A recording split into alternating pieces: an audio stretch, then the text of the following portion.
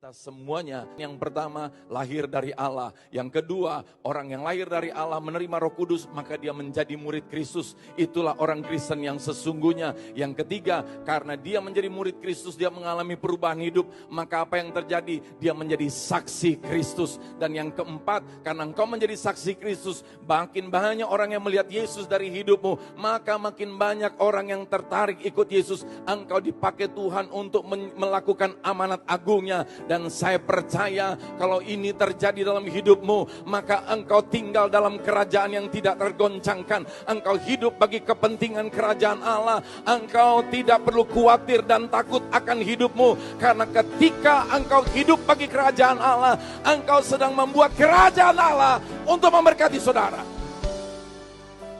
Selamat mengikuti Tali Takum. Puji Tuhan, shalom semuanya. Nah, kita akan baca nanti di dalam Kejadian pasal yang ke-17 dan 18. Jadi ini kita ada dalam penyingkapan Tuhan, ya. Ini penyingkapan yang sudah ada di dalam Alkitab, saudara. Tapi Tuhan membukakan terus kepada semua umat manusia yang rindu sebenarnya. Dan saya percaya kita adalah orang-orang yang rindu untuk menerimanya. Puji Tuhan. Nah, kita akan baca nanti 17-18, tapi kita akan mulai dengan doa terlebih dahulu. Nah, boleh nanti yang membaca itu adalah dari generasi yang mewakili yang muda. Ya, menurut saya sih Lukas ini masih muda ini, ya kan? Apalagi belum ada jodohnya ini kan. Lalu nanti pasal 17 dibaca dulu oleh Pak Osman. Ya, ada Bang Osman di sini. Tali Takum Pak Osman. Tali Takum Pak Gembala. Puji Tuhan. Lalu nanti pasal yang ke-18 dibaca oleh Lukas. Kita doa dulu yuk. Bapa yang baik, terima kasih. Hari ini Tuhan kami semakin mengenal Tuhan yang sudah membuat perjanjian dan Tuhan Yesus yang sudah menggenapi perjanjian itu. Dan sungguh nyata Tuhan, Engkau yang berfirman dan Engkau menggenapi firman-Mu. Dan hari ini kami terima firman yang hidup itu. Yang bukan sekedar kata dan pengetahuan, tapi firman yang hidup yang menghidupi kami. Dari perkataan-Mu memancarkan kehidupan dan kami terima. Dan kehidupan itu menjadikan kami hidup, sungguh-sungguh hidup. Hidup yang sebenarnya hidup. Hidup yang hidup menurut apa yang Tuhan maksud kehidupan yang sesungguhnya. Hidup yang sesungguhnya yang Tuhan maksud adalah hidup yang mulia, hidup yang indah, hidup yang berguna, hidup yang memancarkan Yesus Kristus. Terima kasih Tuhan Yesus. Setiap pribadi kami hari ini, baik yang ada di Zoom maupun yang ada di live streaming, di YouTube, di Facebook, semuanya sama-sama diberkati oleh Tuhan Yesus. Sumber berkat itu. Dalam nama Yesus kami mau baca dengan segenap hati kami, iman timbul dari pendengaran akan firman Kristus. Kami mau baca sampai telinga kami mendengarkan dengan segenap hati kami. Haleluya. Amin. Puji Tuhan. Bisa minta kesediaan Bapak Pendeta Osman untuk membaca dalam pasal yang ke-17. Silakan Pak Osman. Shalom buat kita semua, Tali Takum. Tali Takum, shalom. Puji Tuhan. Kita baca dari Kejadian 17. Dari perikopnya demikian firman Tuhan. Sunat sebagai tanda perjanjian Allah dengan Abraham. Ketika Abraham berumur 99 tahun, maka Tuhan menampakkan diri kepada Abraham dan berfirman kepadanya, Akulah Allah Maha Kuasa. Hiduplah di hadapanku dengan tidak bercela. Aku akan mengadakan perjanjian antara aku dan engkau. Dan aku akan membuat engkau sangat banyak. Lalu sujudlah Abraham. Dan Allah berfirman kepadanya, dari pihakku inilah perjanjianku dengan engkau. Engkau akan menjadi bapa sejumlah besar bangsa. Karena itu namamu bukan lagi Abram, melainkan Abraham, karena engkau telah kutetapkan menjadi bapa sejumlah besar bangsa. Aku akan membuat engkau beranak cucu sangat banyak. Engkau akan kubuat menjadi bangsa-bangsa, dan daripadamu akan berasal raja-raja. Aku akan mengadakan perjanjian antara aku dan engkau, serta keturunanmu turun-temurun menjadi perjanjian yang kekal, supaya aku menjadi Allahmu dan Allah keturunanmu. Kepadamu dan kepada keturunanmu akan kuberikan negeri ini, yang kau diami sebagai orang asing, yakni seluruh tanah Kanaan akan kuberikan menjadi milikmu untuk selama-lamanya, dan aku akan menjadi Allah mereka. Lagi firman Allah kepada Abraham, dari pihakmu engkau harus memegang perjanjianku, engkau dan keturunanmu turun-temurun. Inilah perjanjianku yang harus kamu pegang, perjanjian antara aku dan kamu serta keturunanmu, yaitu setiap laki-laki di antara kamu harus disunat. Haruslah dikerat kulit katanmu, dan itulah akan menjadi tanda perjanjian antara aku dan kamu. Anak yang berumur 8 hari haruslah disunat, yakni setiap laki-laki di antara kamu, turun-temurun, baik yang lahir di rumahmu maupun yang dibeli dengan uang dari salah seorang asing, tetapi tidak termasuk keturunanmu. Orang yang lahir di rumahmu dan orang yang engkau beli dengan uang harus disunat.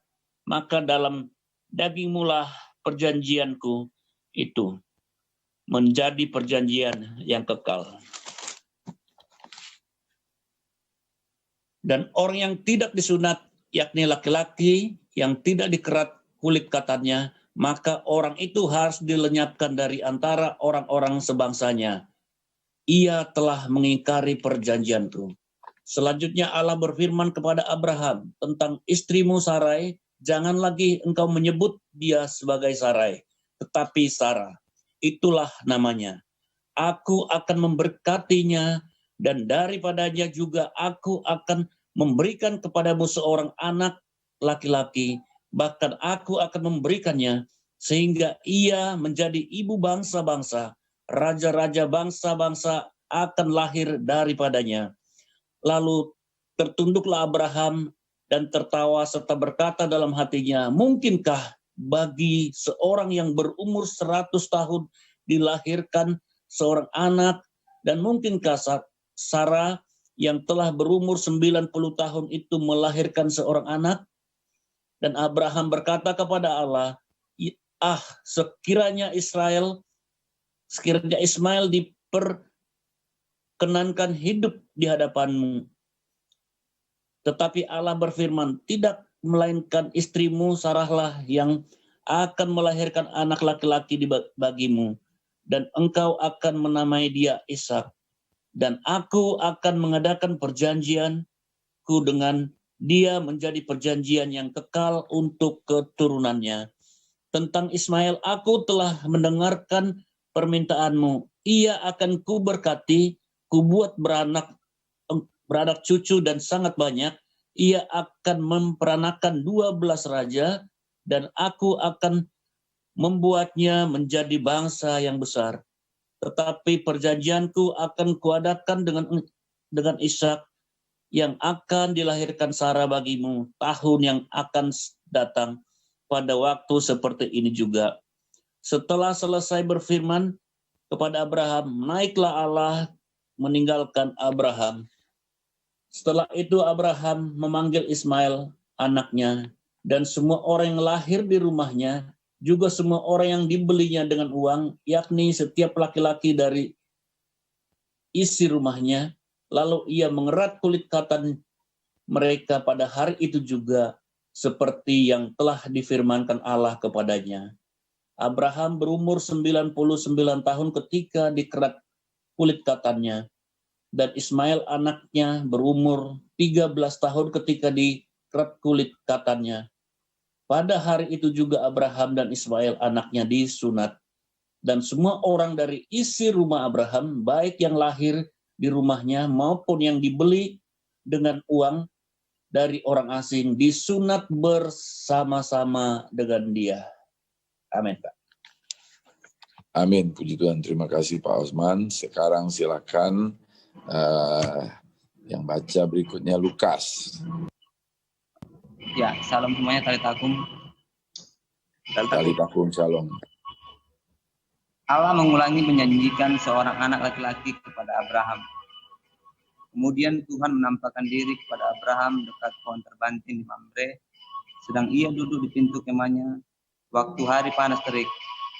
Ketika ia mengangkat mukanya, ia melihat 3 orang berdiri di depannya. Sesudah dilihatnya mereka, ia berlari dari pintu kemahnya menyongsong mereka. Lalu sujudlah ia sampai ke tanah, serta berkata, Tuanku, jika aku telah mendapat kasih, Tuanku, janganlah kiranya melampaui hamba-Mu ini. Biarlah diambil air sedikit, basuhlah kakimu dan duduklah beristirahat di bawah pohon ini. Biarlah kuambil sepotong roti, supaya tuan-tuan segar kembali, kemudian bolehlah tuan-tuan meneruskan perjalanannya. Sebab tuan-tuan telah datang ke tempat hamba-Mu ini. Jawab mereka, perbuatlah seperti yang kau katakan itu. Lalu Abraham segera pergi ke kemah mendapatkan Sarah serta berkata, segeralah ambil 3 sukat tepung yang terbaik, remaslah itu dan buatlah roti bundar. Lalu berlari Abraham kepada lembu sapinya, ia mengambil seekor anak lembu yang empuk dan baik dagingnya dan memberikannya kepada seorang bujangnya. Lalu orang ini segera mengolahnya. Kemudian diambilnya dadi dan susu serta anak lembu yang telah diolah itu. Lalu dihidangkannya di depan orang-orang itu, dan ia berdiri dekat mereka di bawah pohon itu, sedang mereka makan. Lalu kata mereka kepadanya, di manakah Sarah, istrimu? Jawabnya, di sana, di dalam kemah. Dan firman-Nya, sesungguhnya aku akan kembali tahun depan mendapatkan engkau. Pada waktu itulah Sarah, istrimu, akan mempunyai seorang anak laki-laki. Dan Sarah mendengarkan pada pintu kemah yang di belakangnya. Adapun Abraham dan Sarah telah tua dan lanjut umurnya, dan Sarah telah mati haid. Jadi tertawalah Sarah dalam hatinya, katanya, akan berahikah aku setelah aku sudah layu, sedangkan tuanku sudah tua? Lalu berfirmanlah Tuhan kepada Abraham, mengapakah Sarah tertawa dan berkata, sungguhkah aku akan melahirkan anak, sedangkan aku telah tua? Adakah sesuatu apapun yang mustahil untuk Tuhan? Pada waktu yang telah ditetapkan itu, tahun depan, aku akan kembali mendapatkan engkau. Pada waktu itulah Sarah mempunyai seorang anak laki-laki. Lalu Sarah menyangkal katanya, aku tidak tertawa, sebab ia takut. Tetapi Tuhan berfirman, tidak, memang engkau tertawa. Yosafat Abraham untuk Sodom. Lalu berangkatlah orang-orang itu dari situ dan memandang ke arah Sodom. Dan Abraham berjalan bersama-sama dengan mereka untuk mengantarkan mereka. Berpikirlah Tuhan, apakah aku akan menyembunyikan kepada Abraham apa yang hendak lakukan ini? Bukankah sesungguhnya Abraham akan menjadi bangsa yang besar serta berkuasa? Dan oleh dia segala bangsa di atas bumi akan mendapat berkat. Sebab aku telah memilih dia supaya diperintahkannya kepada anak-anaknya dan kepada keturunannya, supaya tetap hidup menurut jalan yang tunjukkan Tuhan, dengan melakukan kebenaran dan keadilan, dan supaya Tuhan memenuhi kepada Abraham apa yang dijanjikannya kepadanya. Sudah itu berfirmanlah Tuhan, sesungguhnya banyak keluh kesah orang tentang Sodom dan Gomora, dan sesungguhnya sangat berat dosanya. Baiklah aku turun untuk melihat, apakah benar-benar mereka telah berkelakuan seperti keluh kesah orang yang telah sampai kepadaku, atau tidak. Aku hendak mengetahuinya. Lalu berpalinglah orang-orang itu dari situ dan berjalan ke Sodom. Tetapi Abraham masih tetap berdiri di hadapan Tuhan. Abraham datang mendekat dan berkata, apakah engkau akan melenyapkan orang benar bersama-sama dengan orang fasik? Bagaimana sekiranya ada 50 orang benar dalam kota ini, dalam kota itu? Apakah engkau akan melenyapkan tempat itu? Dan tidakkah engkau mengampuninya karena ke-50 orang benar yang ada di dalamnya itu? Jauhlah kiranya daripadamu untuk berbuat demikian, membunuh orang benar bersama-sama dengan orang fasik, sehingga orang benar itu seolah-olah sama dengan orang fasik. Jauhlah kiranya yang demikian daripadamu. Masakan hakim segenap bumi tidak menghukum dengan adil? Tuhan berfirman, jika aku dapati 50 orang benar dalam kota Sodom, aku akan mengampuni seluruh tempat itu karena mereka. Abraham menyaut, sesungguhnya aku telah memberanikan diri berkata kepada Tuhan, walaupun aku debu dan abu, sekiranya kurang 5 orang dari 50 orang benar itu, apakah engkau akan memusnahkan seluruh kota itu? Karena yang 5 itu, firman-Nya, aku tidak memusnahkannya, jika kudapati 45 di sana. Lagi Abraham melanjutkan perkataannya kepadanya, sekiranya 40 didapati di sana, firman-Nya, aku tidak akan berbuat demikian, karena yang 40 itu. Katanya, janganlah kiranya Tuhan murka kalau aku berkata sekali lagi, sekiranya 30 didapati di sana, firman-Nya, aku tidak akan berbuat demikian, jika kudapati 30 di sana. Katanya, sesungguhnya aku telah memberanikan diri berkata kepada Tuhan, sekiranya 20 didapati di sana, firman-Nya, aku tidak akan memusnahkannya, karena yang 20 itu. Katanya, janganlah kiranya Tuhan murka kalau aku berkata lagi sekali ini saja, sekiranya 10 dapati di sana, firman-Nya, aku tidak akan memusnahkannya karena yang 10 itu. Lalu pergilah Tuhan setelah ia selesai berfirman kepada Abraham, dan kembalilah Abraham ke tempat tinggalnya. Puji Tuhan. Sekali lagi, talitakum. Nah, haleluya. Saudara yang kasih Tuhan Yesus, puji Tuhan. Tadi satu-satunya yang membaca Alkitab pakai sound effect. Nggak tahu yang lain pada dengar bunyi itu kan. Itu satu-satunya ya terjadi atas pendeta Lukas. Luar biasa. Puji Tuhan. Nah, saudara, di dalam 2 pasal ini banyak hal yang luar biasa. Kembali lagi Tuhan mengadakan perjanjian. Bayangkan saudara, Tuhan itu berjanji bukan sekali. Kenapa? Karena untuk meyakinkan ya orang yang mau menerima janjinya. Luar biasa. Yang menerima janji ini tidak perlu usaha, hanya terima. Dan Tuhan memberikan janji yang luar biasa tanpa usaha orang yang menerimanya. Yang ada adalah yang menerima hanya percaya dan Tuhan berusaha meyakinkan. Wow. Jadi Tuhan ini agak ngotot ya saudara untuk menggenapi ya karyanya, janjinya dalam hidup manusia. Lihat ini saudara, Tuhan begitu ngotot untuk menyatakan, menggenapi janjinya, melakukan karya yang indah dan mulia ini. Nah, sekarang kita lihat Kejadian 17. Haleluya. Ayat yang pertama. Ketika Abram berumur 99 tahun, maka Tuhan menampakkan diri kepada Abram dan berfirman kepadanya, Akulah Allah yang Maha Kuasa, hiduplah di hadapanku dengan tidak bercela. Saudara, kita kalau dengar kata hiduplah di hadapanku tidak bercela, ini Tuhan memberi perintah, di dalam perintah Tuhan ada kuasa. Amin. Ya, saudara, kalau Kapolri perintahkan seseorang menjadi Kapolda di Riau, maka ada kuasa, saudara. Nah, Tuhan itu kalau beri perintah ada kuasa.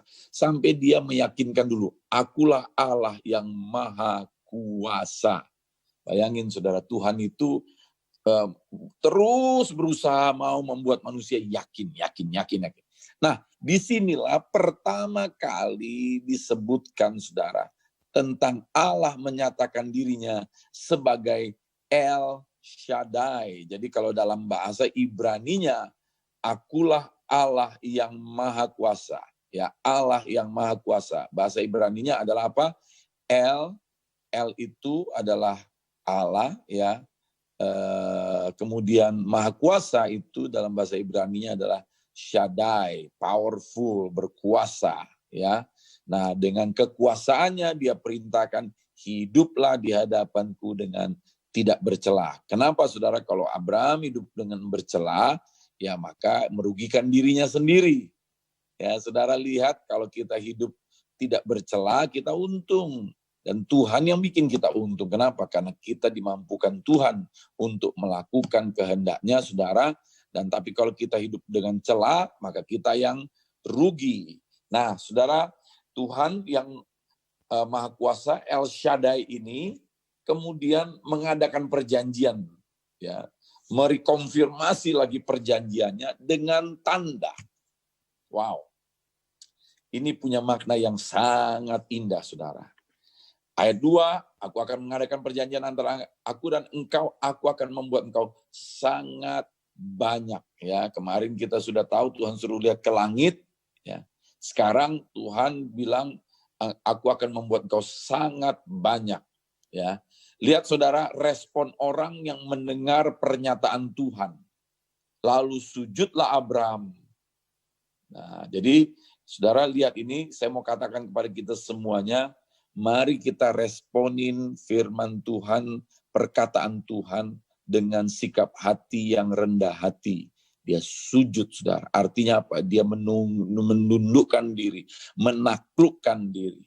Saudara yang kasih Tuhan Yesus, mari saya ajak kita semuanya, saudara, untuk menaklukkan diri di bawah perkataan Tuhan. Bila perlu kalau kita lagi dengar khotbah, saudara tiba-tiba engkau dengar suara Tuhan, lalu engkau sujud aja. Ya, kita boleh ekspresikan itu. Tapi itu bukan poin yang paling utama hari ini, saudara. Ya, Tuhan kemudian berkata kepada Abram, ya, engkau akan menjadi bapa sejumlah besar bangsa. Lalu namamu diubah dari Abram menjadi Abraham.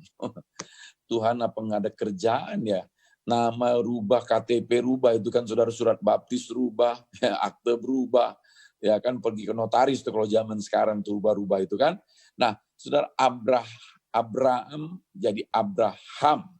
Abram artinya diangkat bapa, ya, bapa yang diangkat, high lifted up, ya, yang diangkat tinggi, ya, Abram.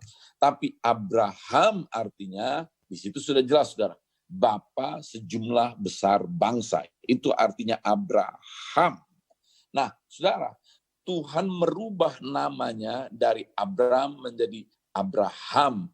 Ini untuk menunjukkan satu destiny yang baru dari Abram. Ya, destiny apa? Tujuan yang baru. Ya, Abraham hidup sekarang untuk satu tujuan yang baru. Dia bukan hanya jadi orang kaya, saudara, tapi sekarang dia menjadi saluran untuk jalur membawa rencana Tuhan. Mari setiap kita hari ini terima destiny-nya Tuhan bagi hidup kita untuk membawa rencana Tuhan bagi umat manusia, bagi dunia. Mungkin kau mendengar ini terlalu besar, saudara, tapi biarlah setiap kita yang percaya, kita tahu Tuhan yang menggenapinya. Lalu saudara, Abram menjadi Abraham, ini berbicara tentang reality yang baru. Tuhan akan buat satu kenyataan baru dalam hidup kita, realitas yang baru dalam hidup Abram ini, saudara. Nah, lihat, saudara, bagaimana Abram ini bisa menjadi Abraham, dari yang diangkat jadi bapa saja, menjadi bapa sejumlah besar bangsa, father of multitude ini. Tuhan tambahkan ha. Nah, saudara, dalam bahasa Ibrani, yaitu sebenarnya berbicara tentang hei. Hei itu artinya anugerah.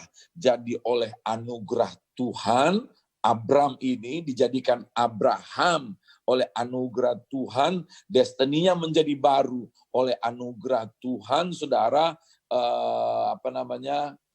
realitas hidupnya menjadi baru. Demikian kita juga, saudara. Oleh anugerah Tuhan, kita menerima destiny dan realitas yang baru, saudara.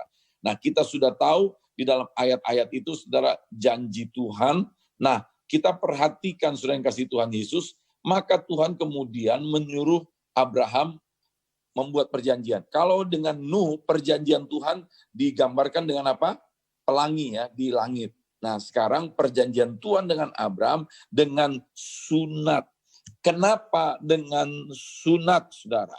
Karena waktu dulu Nuh itu Tuhan mengadakan sesuatu dengan alam, ya, dengan bumi, maka dibuat tanda di langit. Sekarang Tuhan ada kepentingan melalui garis keturunan Abraham.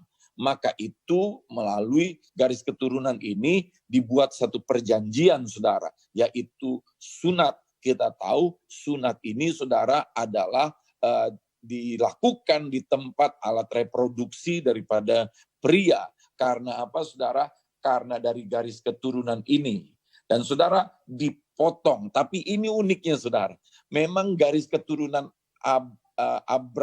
kemudian Abraham ini dipotong, saudara, dipakai Tuhan, tapi dipotong. Ini berbicara apa? Ternyata memang dari garis keturunan Abraham dipakai untuk datangnya juru selamat, tetapi benihnya bukan dari garis keturunan Abraham. Benihnya dari Roh Kudus. Itu sunat, saudara, gambaran garis keturunan, kemudian dipotong, dan saudara, ini berbicara apa? Memang betul dari garis keturunan Abraham, datanglah juru selamat, tapi dipotong. Bukan dari benih daripada garis keturunan itu, tapi dari benih Roh Kudus. Nah, sekarang kita perhatikan, saudara. Bagi kita sekarang, apa maksudnya sunat? Haleluya. Nah, jadi ini, saudara, bagi saudara yang masih berlaku hukum Taurat, ya segera pergi ke dokter untuk disunat, saudara. Tapi bagi saya sekarang sudah digenapi. Mari kita lihat, saudara. Roma, ya, kita buka kitab Roma. Ya, Roma pasal yang kedua, ayat 28. Ya, kita mungkin nggak punya cukup waktu hari ini menyelesaikan, saudara, sebab ini belum pasal yang ke-18. Sebab yang disebut Yahudi bukanlah orang yang lahiriah Yahudi, yang disebut sunat bukanlah sunat yang dilangsungkan secara lahiriah. Makanya, saudara, banyak ayat-ayat yang bertentangan ketika kita masih berkata kita mau hidup tetap di bawah hukum Taurat. Kita itu bukan sunat yang dilangsungkan secara lahiriah, ayat 29. Tetapi orang Yahudi sejati ialah dia yang tidak nampak keyahudiannya, dan sunat ialah sunat di dalam hati secara rohani, bukan secara hurufiah. Maka pujian baginya datang bukan dari manusia, melainkan dari Allah. Nah, lihat, saudara, orang yang masih hidup di bawah hukum Taurat yang hanya mencari pujian dari manusia ini, saudara, dia akan membanggakan dirinya. Tapi, saudara, Tuhan yang memuji, bukan manusia, saudara. Ya, jadi kita mengalami sunat yang namanya sunat secara rohaniah, ya, secara rohani. Apa yang terjadi sunat secara rohani, saudara? Di sunat yang namanya di dalam hati. Jadi sunat itu ya sunat di dalam hati. Ada apa sunat dalam hati? Hati ini, saudara, mesti dipotong, saudara. Apanya yang dipotong? Dari semua hal yang selama ini masuk di hati, supaya sekarang semua yang kotor yang masuk di hati diganti oleh Roh Kudus. Mari kita lihat, saudara, ya, di dalam 2 Korintus pasal yang pertama, ayat yang ke-22, ya. Ini dia sunatnya kita, saudara, ya. Memeteraikan tanda miliknya atas kita. Nah, kita dimeteraikan, ya, tanda milik Yesus, yang memberikan Roh Kudus di dalam hati kita sebagai jaminan dari semua yang telah disediakan untuk kita. Jadi saudara perhatikan, kita itu sunatnya sunat rohani, kita itu sunatnya di mana? Di hati, dan sunat di hati itu, saudara, diberikan meterai, yaitu apa? Roh Kudus. Haleluya. Ya, kita selesaikan dulu, saudara, Kejadian pasal 17, kita akan lanjutkan nanti pengertian dalam hal yang lain. Belum lagi kita bicara tentang Hagar. Nah, perhatikan, saudara, bagi kita yang disunat, siapa orang yang disunat? Itu orang yang menerima dilahirkan dari Allah, dilahirkan baru, saudara. Maka apa yang terjadi, saudara? Masa lalunya sudah disunat, kehidupan lamanya sudah disunat, sudah dibuang, dan sekarang dia hidup dalam hidup yang baru, yaitu apa? Oleh Roh Kudus. Roh Kudus itu meterai, itulah sunat kita, saudara. Meterainya, jadi sesudah disunat itu dikasih meterai, saudara, ya. Disunat dikasih meterai, dimeteraikan itu oleh Roh Kudus menjadi jaminan. Nah, sehingga, haleluya, siap-siap, saudara. Apa itu? Sehingga kalau Abraham pun mendapat nama baru, saudara dan saya juga punya nama baru. Ya, ada 2 jenis nama baru kita, saudara. Pertama, nama baru kita, jenis yang pertama yang disebut di dalam 2 Korintus 5 ayat 17. Ya. Jadi siapa yang ada dalam Kristus, ia adalah ciptaan baru. Yang lama sudah berlalu, sesungguhnya yang baru sudah datang. Jadi saudara punya nama baru, karena engkau adalah ciptaan baru. Artinya engkau punya destiny yang baru, engkau punya realita hidup yang baru. Apa realita hidupmu yang baru? Engkau ciptaan baru, saya ciptaan baru. Dan saudara, di dalam ciptaan baru ini kita punya banyak nama, saudara, yang Tuhan berikan kepada kita. Tuhan memberikan kepada kita nama, ya saudara, sebagai yang disebut katanya saudara, mempelai. Ya, mempelai apa kita? Wanita. Apalagi kita disebut namanya yang lain, saudara. Ada banyak nama kita, saudara. Ya, kita disebut juga dengan anak Allah. Amin, saudara. Ya. Nah, kita disebut anak Allah. Nah, jenis yang kedua nama yang kita juga akan terima, saudara, ada dalam Wahyu pasal yang kedua, ayat 17. Saya akan akhiri dengan ini. Siapa bertelinga, hendaklah ia mendengarkan apa yang dikatakan Roh kepada jemaat-jemaat. Barang siapa menang, kepadanya akan kuberikan dari mana yang tersembunyi. Dan aku akan mengaruniakan kepadanya batu putih yang di atasnya tertulis apa? Nama baru yang tidak diketahui oleh siapapun selain oleh yang menerimanya. Jadi di bumi ini ketika kita menjadi ciptaan baru, kita terima destiny yang baru, kita terima realita yang baru. Ini realita yang baru. Kita adalah ciptaan baru. Nah, oleh karena kita ciptaan baru, kita punya nama baru, saudara. Kita ini adalah mempelainya Kristus. Kita ini adalah apa? Anaknya Allah. Amin, saudara. Tapi nanti di surga, saudara dan saya mendapatkan nama baru. Apa nama baru itu? Dan sudah jelas di situ, saudara. Tidak diketahui oleh siapapun selain oleh yang menerimanya. Nah, saudara mau tahu nama baru saudara? Ya, siapa yang mau tahu hari ini? Jangan dulu lah, masih banyak tugas kita di bumi ini, saudara. Nanti tahunya setelah masuk surga, kan? Setelah kita tiba di surga, baru Tuhan kasih tahu, kita baru terima nama baru itu, saudara. Haleluya, puji Tuhan. Nah, demikian saudara, pagi hari ini kita semuanya menerima firman Kristus membawa kita mengalami tali takum. Kita bangun roh kita, bangun kita hidup menjadi ciptaan baru, saudara. Kalau Tuhan bilang kita ciptaan baru, kita adalah ciptaan baru. Ya, tinggal sekarang inilah yang dibutuhkan, pertobatan. Siapa yang mau tobat? Katakan amin. Apa itu tobat? Nah, semua yang di sini diubah, saudara. Oh, saya ciptaan baru. Nah, sekarang mulai punya pemikiran yang baru. Dari mana pemikiran yang baru? Dari Roh Kudus yang ada di hati kita. Saudara tahu pemikiran lama itu apa? Pemikiran lama itu begini, saudara. Kita memikirkan apa yang berasal dari situasi keadaan. Baik itu masa lalu maupun masa kini, maupun masa depan yang sudah dikatakan pemikiran masa depan yang berasal dari apa yang dikatakan manusia. Mestinya, saudara, pemikiran kita tidak lagi dari keadaan, dari situasi, dari apa kata orang yang buruk negatif, tapi dari Roh Kudus yang menjadi meterai. Apa? Meterai tanda yang semua jaminan yang Tuhan sediakan. Saudara, Tuhan sudah beri jaminan untuk penyediaan Tuhan dalam hidup saudara. Jaminan itu adalah apa? Roh Kudus. Berapa saudara mau mengalami jaminan atas penyediaan Tuhan itu digenapi? Yang dia sudah jamin nih. Saudara mau mengalaminya? Hidup oleh Roh Kudus. Nah, jadi itulah bedanya, saudara. Dulu ini perjanjian, lihat saudara yang kasih Tuhan Yesus, sudah digenapi enggak perjanjian yang Tuhan berikan kepada Abraham? Sudah. Dulu Abraham baru hanya mendapatkan yang namanya, saudara, tipologi. Dia sebagai bapa banyak bangsa. Ya kan? Sekarang kita sudah melihat bapa bangsa-bangsa itu adalah Yesus Kristus. Nah, ini tipologi, saudara, ya. Nah, lalu Abraham juga melihat mendapatkan janji dengan tanda apa? Disunat, ya. Disunat ini adalah organ reproduksi, berbicara tentang garis keturunan.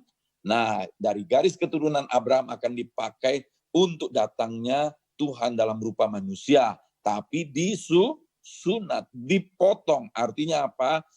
Tidak melalui benih manusia. Baik itu garis keturunan Abraham, tapi benih Roh Kudus. Apakah semua sudah digenapi? Sudah. Bagi kita hari ini, jauh lebih mudah daripada Abraham untuk percaya, saudara. Kita adalah orang yang sudah hidup dalam penggenapan itu. Kita sudah menerima Roh Kudus menjadi jaminan. Masalahnya, saudara, banyak orang mau dijamin hidupnya oleh Tuhan, tapi tidak mau hidup oleh Roh Kudusnya. Nah, itu persoalannya, saudara. Dia mau hidup oleh apa? Oleh keadaan. Pak, Bapak bilang hidup oleh Roh Kudus. Awak ini butuh duit, Pak. Awak ini butuh kerjaan, Pak. Awak ini punya masalah ini dan itu, Pak. Oh, saudara yang kasih Tuhan Yesus, kalau engkau hidup oleh Roh Kudus akan mengajar kita akan seluruh kebenaran. Roh Kudus itu adalah roh hikmat. Roh Kudus itu adalah roh damai sejahtera. Di dalam Roh Kudus ada kuasa Allah. Maka ada jaminan bagi kita, saudara, untuk mengalami kemuliaan Tuhan dalam dunia ini. Haleluya. Haleluya. Puji Tuhan.